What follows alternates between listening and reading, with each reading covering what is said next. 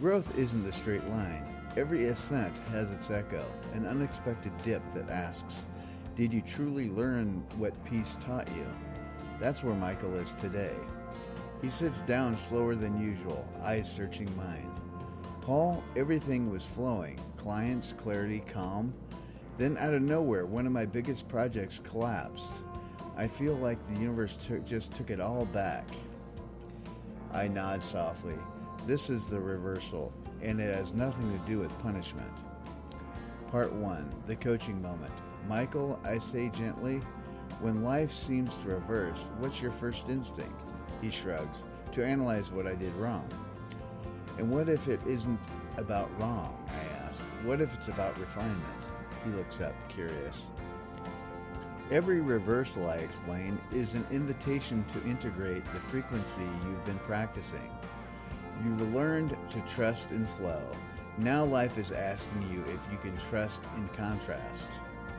He sighs. So this is a test? Not a test, I smile. A mirror. The universe is showing you where you still believe peace depends on circumstance. He goes quiet, breathing deeper. Tell me, I ask, what part of you feels threatened by this loss? He thinks. The part of that still needs proof that I'm safe. There it is, I say. Safety is not built on what stays. It's built on what you carry when things leave. Part 2. Coaching reflection. Your teaching commentary. When clients experience a sudden setback after periods of expansion, the ego calls it failure, but energetically it's stabilization. Think of reversals as vibrational stress tests, gentle pressures that solidify new alignment into embodied wisdom.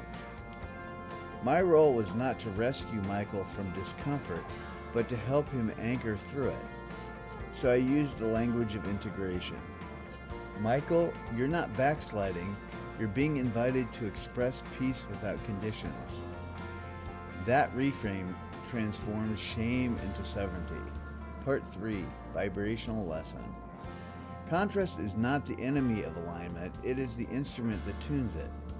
Every time life contradicts your expectations, it offers new information about what your frequency is still broadcasting. Grace in reversal comes from remembering this.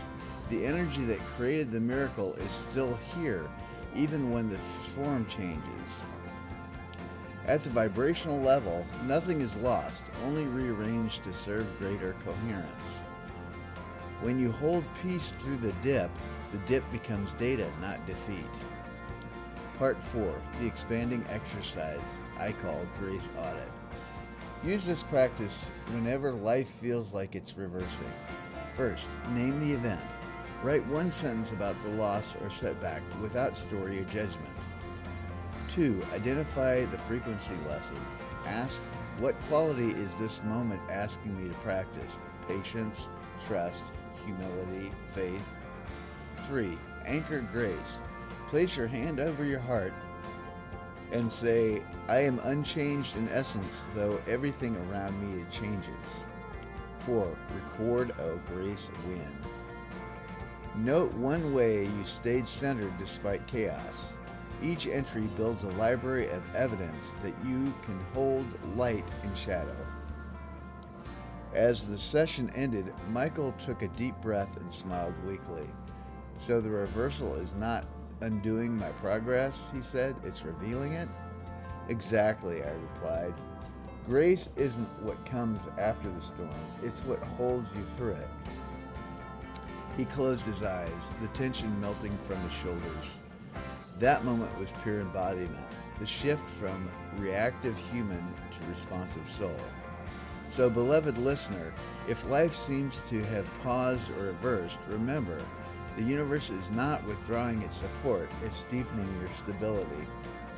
Stand still in grace, and the winds of change will carry you forward again.